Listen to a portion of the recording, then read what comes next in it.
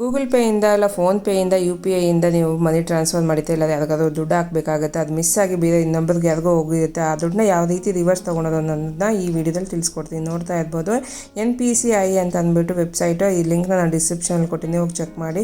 ಇಲ್ಲಿ ಇದರಲ್ಲಿ ನೋಡ್ತಾ ಇರ್ಬೋದು, ಕನ್ಸ್ಯೂಮರ್ ಅನ್ನೋದನ್ನ ಇಲ್ಲಿ ಕಾಣ್ತಾ ಇದ್ದಿಲ್ಲ, ಅದ್ರ ಮೇಲೆ ಕ್ಲಿಕ್ನ ಮಾಡಬೇಕಾಗತ್ತೆ. ಇಲ್ಲಿ ಪ್ರಾಡಕ್ಟ್ ಪಕ್ಕದಲ್ಲಿ ಕನ್ಸ್ಯೂಮರ್ ಮೇಲೆ ಕ್ಲಿಕ್ ಮಾಡಿದ್ರೆ ಇಲ್ಲಿ ಕೆಳಗಡೆ UPI ಕಂಪ್ಲೇಂಟ್ ಅಂತ ಅಂದ್ಬಿಟ್ಟು ಶೋ ಆಗ್ತಾ ಇದೆ. ಅದ್ರ ಮೇಲೆ ಕ್ಲಿಕ್ನ ಮಾಡಬೇಕಾಗತ್ತೆ. ಅದ್ರ ಮೇಲೆ ಕ್ಲಿಕ್ ಮಾಡಿದ ತಕ್ಷಣ ನೋಡ್ತಾ ಇರ್ಬೋದು, UPI ಅಲ್ಲಿ ಡೀಟೇಲ್ಸ್ ಎಲ್ಲ ಇಲ್ಲಿ ಶೋ ಆಗ್ತಾ ಇರುತ್ತೆ. UPI ಯಾವ ಥರ ವರ್ಕ್ ಆಗುತ್ತೆ, ಏನೆಲ್ಲ ಇದೆ ಇದರಲ್ಲಿ ಅಂತ ಅಂದ್ಬಿಟ್ಟು ಚೆಕ್ ಮಾಡ್ಬೋದು ಇದರಲ್ಲಿ.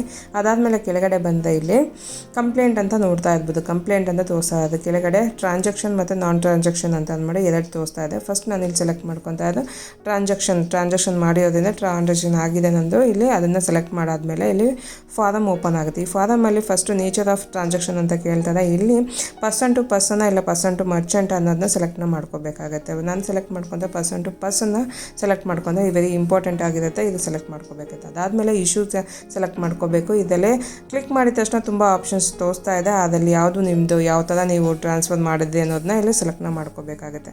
ಸೆಲೆಕ್ಟ್ ಆದಮೇಲೆ ನೆಕ್ಸ್ಟ್ ಬಂದರೆ ಇಲ್ಲಿ ಕಮೆಂಟ್ಸ್ ಕೇಳ್ತಾ ಇದೆ. ಕಮೆಂಟ್ಸಲ್ಲಿ ನೀವು ಓನಾಗಿ ನೀವು ಯಾವ ಥರ ನೀವು ಅಲ್ಲಿ ಆಯಿತು ಟ್ರಾನ್ಸಾಕ್ಷನ್ ಯಾವ ರೀತಿ ನೀವು ಮಾಡಿದ್ರಿ, ಯಾವ ಥರ ಗೊತ್ತಿಲ್ಲದೆ ಯಾವ ಥರ ಆಯಿತು ಅನ್ನೋದನ್ನ ನೀವು ಇದನ್ನ ನಿಮ್ಮ ಓನ್ ವರ್ಡ್ಸಲ್ಲಿ ಅಲ್ಲಿ ಹಾಕಬೇಕಾಗುತ್ತೆ, ಟೈಪ್ ಮಾಡಿ ಹಾಕಬೇಕಾಗುತ್ತೆ. ಅದಾದಮೇಲೆ ನೆಕ್ಸ್ಟ್ ಬಂದಲ್ಲಿ ಟ್ರಾನ್ಸಾಕ್ಷನ್ ID ಕೇಳ್ತಾ ಇದೆ. ಟ್ರಾನ್ಸಾಕ್ಷನ್ ID ಬಂದು ಇಲ್ಲಿ ನೀವು ನಿಮ್ಮ ಟ್ರಾನ್ಸಾಕ್ಷನ್ ಏನು ಫೋನ್ಪೇ ಮಾಡಿರ್ತೀರ ಇಲ್ಲ ಗೂಗಲ್ ಪೇ ಮಾಡಿರ್ತೀರ ಅಲ್ಲಿ ಹಿಸ್ಟ್ರಿಯಲ್ಲಿ ಹೋಗಿ ಚೆಕ್ ಮಾಡಿದ್ರೆ ನಿಮ್ಮ ಲಿಸ್ಟಲ್ಲಿ ಇರುತ್ತೆ. ಅದರಲ್ಲಿ ಟ್ರಾನ್ಸಾಕ್ಷನ್ ID ಅಂತ ಇರುತ್ತೆ, ಆ ನಂಬರ್ನ ಇಲ್ಲಿ ಹಾಕಬೇಕಾಗತ್ತೆ.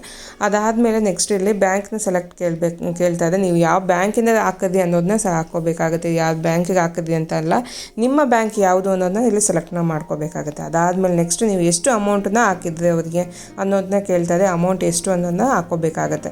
ಅಮೌಂಟ್ ಹಾಕಾದ್ಮೇಲೆ ನೆಕ್ಸ್ಟ್ ಇಲ್ಲಿ ಕೇಳ್ತಾ ಇದೆ ಡೇಟ್ ಆಫ್ ಟ್ರಾನ್ಸಾಕ್ಷನ್ ಕೇಳ್ತಾ ಇದೆ.